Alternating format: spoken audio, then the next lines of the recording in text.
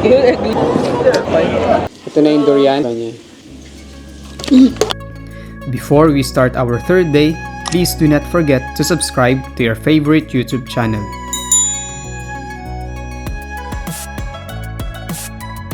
Hello vlogmates! This is our third day in Singapore and we are going to explore Resorts World Sentosa, Universal Studios Singapore, and Bugis Market. So just chillax and stay tuned. Hello, good morning mga vlogmates. Day 3 na natin at ito ang isa sa mga highlights natin sa ating Singapore trip. At nandito tayo ngayon sa Resorts World Universal Studios dito sa Sentosa. Ayan, so nakita ko na yung globe, yung famous globe ng Universal Studios. At tingin ko half day tayo dito and hopefully ma-enjoy natin ang Universal Studios dito sa Singapore. See you later mga vlogmates.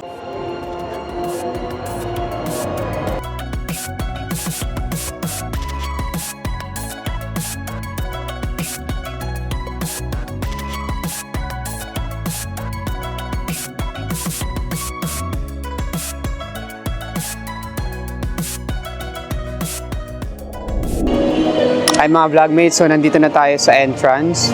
So nag-book sila Jean ng VIP access na dalawa. Nung i-book nila ako, wala kasing slot na. So itatry namin na ipa-upgrade ako sa VIP. Yan.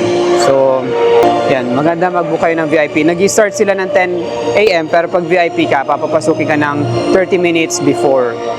Ito pa mga vlogmates, isa maganda sa Singapore, yung mga staff nila and yung mga tao dito nakakaintindi ng English, kaya pati mababait sila, welcoming and accommodating sila, kaya hindi ka mahirapan makapag-communicate.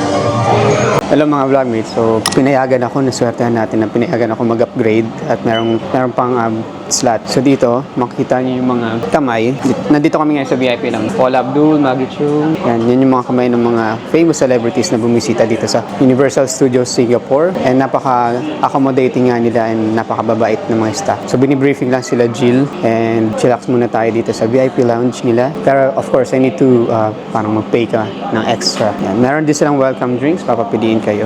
So yan, meron kaming complimentary minion. Ano to, cookies? Milo ang kinuha ko.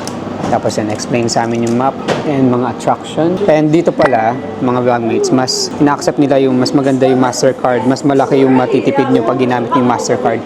Kasi naka-tie up sila sa MasterCard. So yan nga mga vlogmates, yan yung mga pirma ng mga sikat na pumunta rito. And kanina, in-explain lang yung VIP, yung mga perks ng VIP.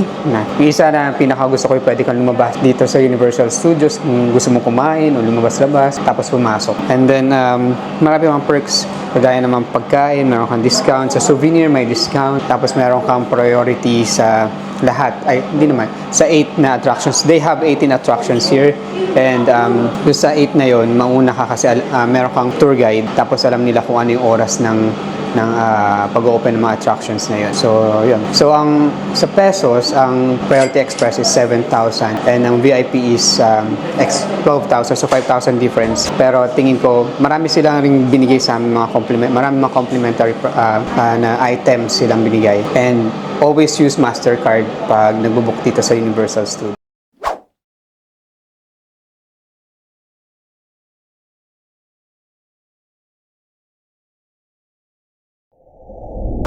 Mga vlogmates, sikat tayo dahil hindi na tayo pipila. Tingnan nyo ang haba ng pila. Wala nang pila-pila. Ano masasabi nyo sa ating experience? So remember, where you go in, exit tonight is where you come out. Same way. There's no exit at the back. Okay? On the other side. Haba ng pila. Hi, I'm with Susie, mga vlogmates. Yeah. They're really... Okay, come. Yours is this one. Yours is this one. Just step forward. Okay. Voila. Okay. Scan. Okay. Yeah, that's it. Sorry, just go lower a little. So dito ko agad sila dumaan sa... Ay, gusto ko ng sombrero. Sa souvenir. VIP prints eh.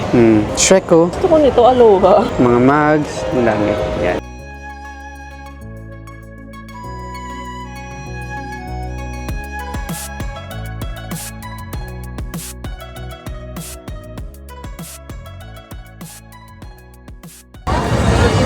First victim.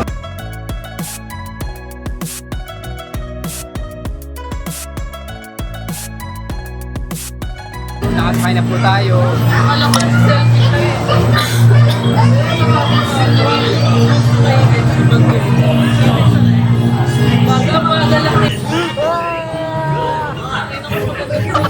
Ang bilis! Sobrang bilis! Ano to? Nakakatakot. Save that spaghetti!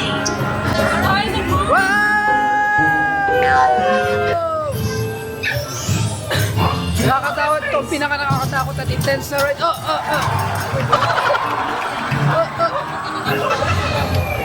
Hello, nakakatakot.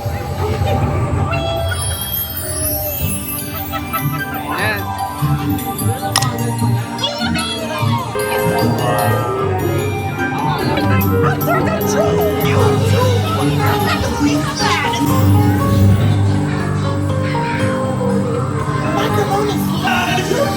I have him right where we want him!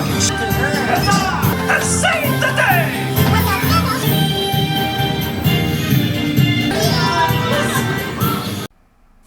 Well, that was chill and perfect ride for kids. Now we are heading to Transformers 3D. Transformers. Meron dito.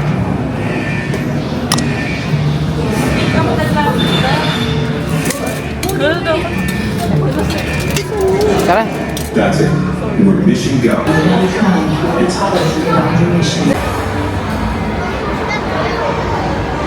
Now, put on your glasses.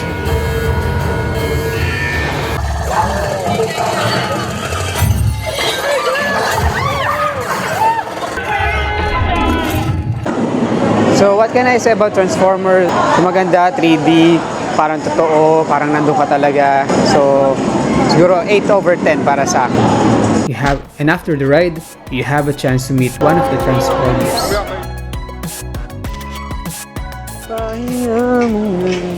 Hindi tayo pwede mag-drinks.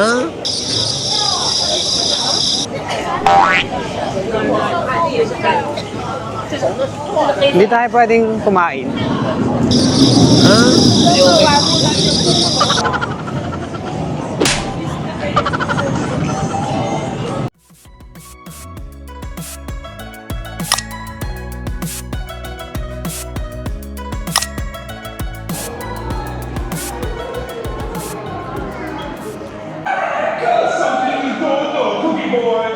Of these bolster stationary seats located in the middle of the main chamber. The stationary seats are the only seats labeled and they will not. Anong meron dito? 4D. Sa mga vlogmates, tapusin namin ng Shrek. Mga nasa 20 minutes na palaba. For siguro mga 7.5 over 10 ulit.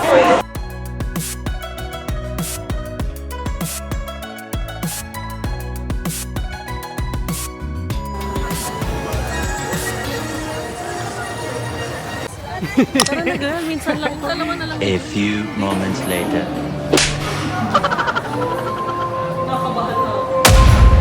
Ito yung VIP. Right, okay, so Access. some things to take note of.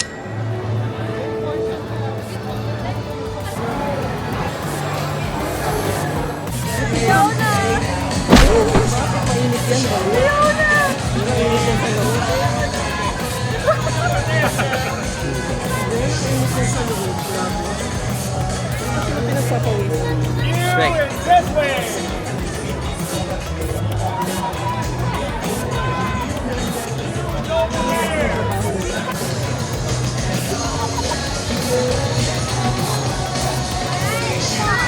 Dream come true. After the meet and greet with Shrek and Fiona, we are heading to the Lost World, where we are going back to the time where dinosaurs are still living.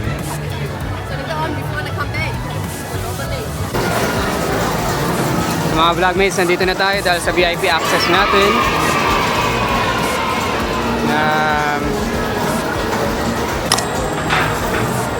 Ayun o, magkakalimuran tayo. Meron.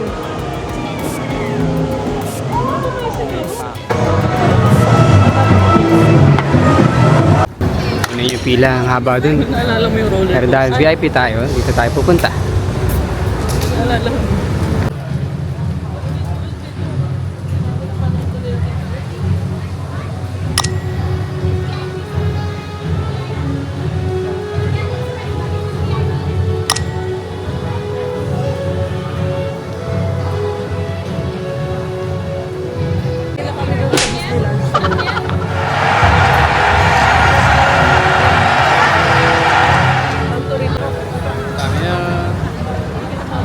Kaya na lumalamig yung araw.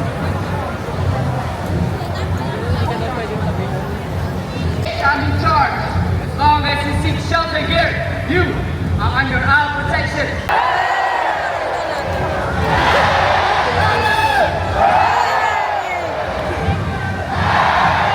Wala dun sa side eh.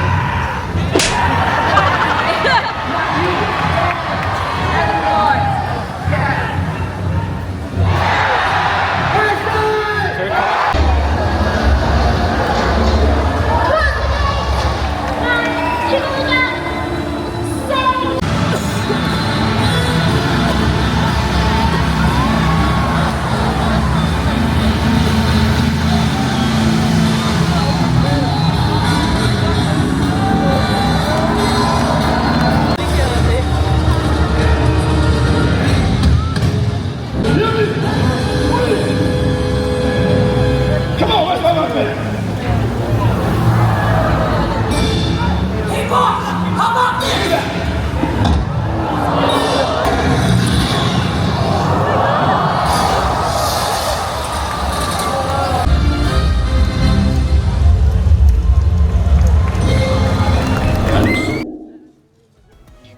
The live action was really nerve-wracking.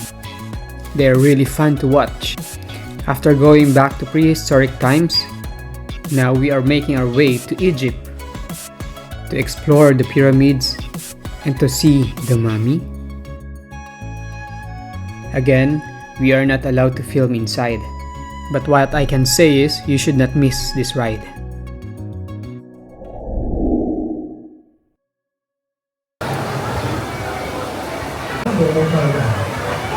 Drive na po kami.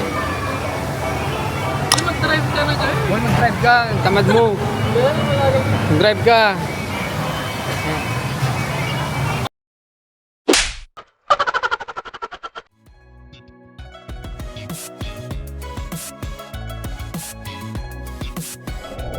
If you are a daredevil and you like extreme rides, this is the ride for you. Here you can choose between human and cyclone. The human is the red one and the cyclone is the black lane. Of course, Jill and Jean won't try this ride. I have tried the red one, but next time I will try the cyclone or the black one because it is more extreme.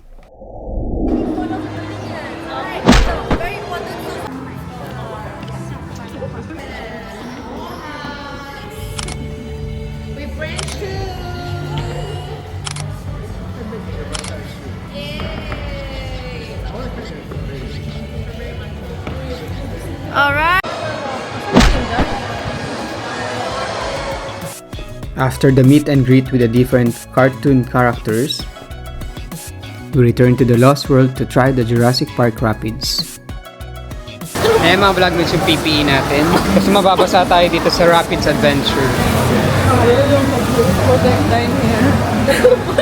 Ang kati ng mukha ko, parang yung tubig. Gusto mo ba yan? Gusto mo yan? Hindi rin, parang ano makapag-video ka. Hi mga vlogmates, so tapos na natin ang ating VIP tour and marami tayong na-ride that trip.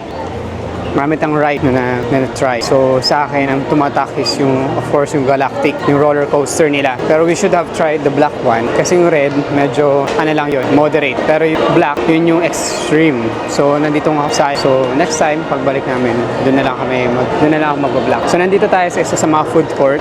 Nandito sa Jurassic Park. Ayan, Tyrannosaurus Rex. And papahinga lang kami kasi gusto pa nila ano yun? Mommy return.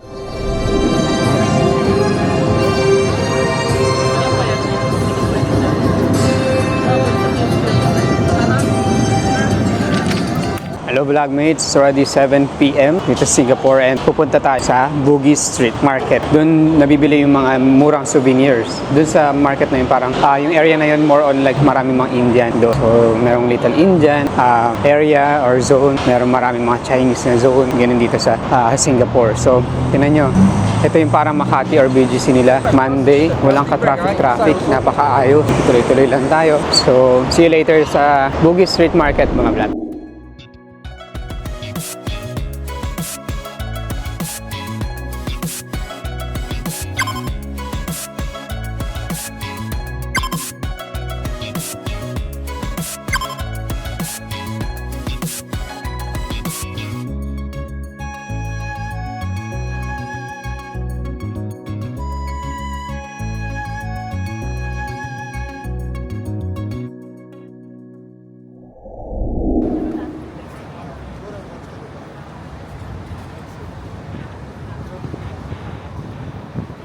So mga vlogmates, after commuting, nandito na tayo sa Bugis Market at papasok na tayo.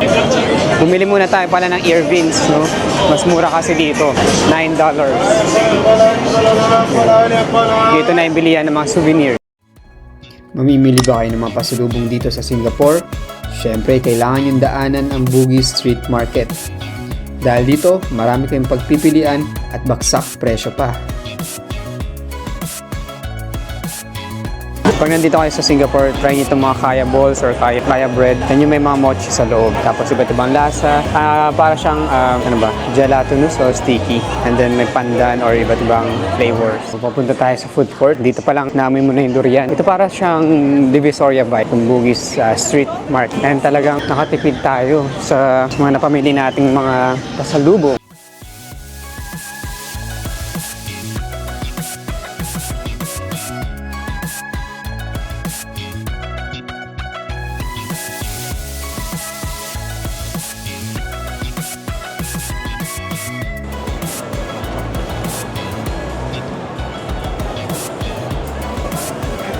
Ang durian. Ayun o, ang daming durian. Ano sa street?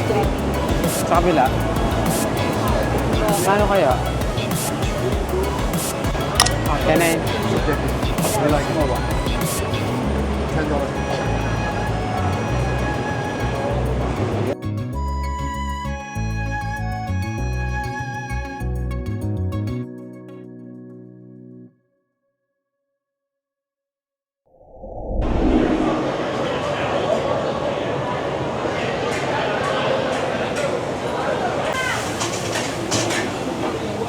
Ayan yung tsura niya mga vlogmates. Pero ang in-order ko dito is herbal bak kut teh. Ito, yan.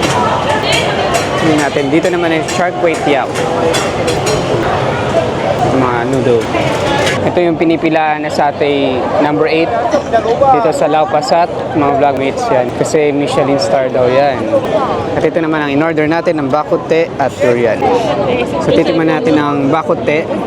Ito alam ko parang fish something to. Tapos pork, ito hindi ko masyadong alam kung ano to. Para siyang amoy patatim. Maamoy mo yung anis. Subtle lang yung soup niya. Subtle lang siya. Pero meron mga condiments. White vinegar, soy sauce. And this one is I think ginger and garlic. Let's taste this one. Hindi ko alam talaga kung ano to. Okay lang siya. Masarap naman. And may mash. So mga vlogmates, sinantay pa rin namin ang aming satay. Niluluto pa rin doon. Paborito ko. Wala ko yung bread. Ako yung sauce. Ang dami pa rin tao mga vlogmates. So, meron pa yan sa loob. Binibenta nila. So ito mga vlogmates, sinasawsaw namin sa chili crab sauce. Sarap. Masarap. Kasi matamis yung tinapay, tapos maanghang yung sauce. So binili din namin ito yung doon sa stall na doon. Kung saan namin binili yung crab kahapon. Diyan sa stall na yan. Sarap. Naging perfect combination. Mga vlogmates yan. Kumain, hiwalay na na. Yan yung galing sa Satay 8. Ito yung shrimp, chicken. Thank you. Ayun pala. So fiesta na naman kami. Kakain lang kami. So mga vlogmates, ito titikman natin chicken satay from Satay number 8. Sasawsaw natin sa satay sauce. Bakit siya naging Michelin star? Nagkaroon siya Michelin star. Yung egg lang to, walang rice. Malambot, moist, and masarap din yung sauce.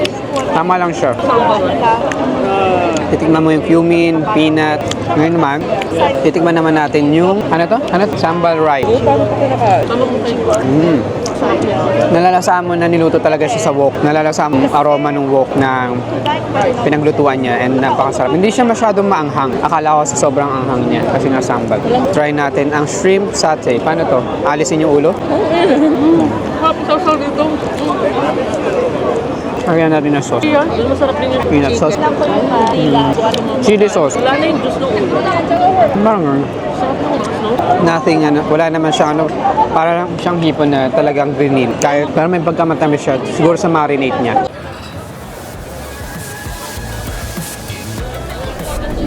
Good morning mga vlogmates. So, nandito tayo ngayon. Amara Hotel pa rin. Ito na yung durian. Ganyan. So, ito yung durian. Okay, nakalagay dito, Chong Baru durian. Hindi ako masyadong sa durian. Pangalawang best ko palang tumikim.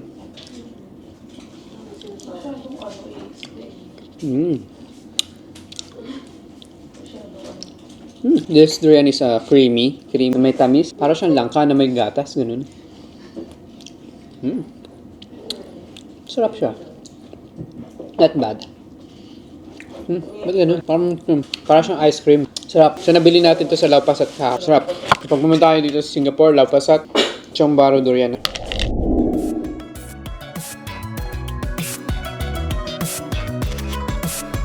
So that's it mga vlogmates. Congratulations! We have finished the whole video. We are back to Changi Airport and we will be arriving soon in the Philippines. Thank you very much for watching the day 1 until the day 3 of our Singapore journey. But please support our vlog, our favorite channel, by subscribing and sharing this video to your friends. See you again next time mga vlogmates sa ating next destination and journey. Maraming salamat po sa inyong suporta.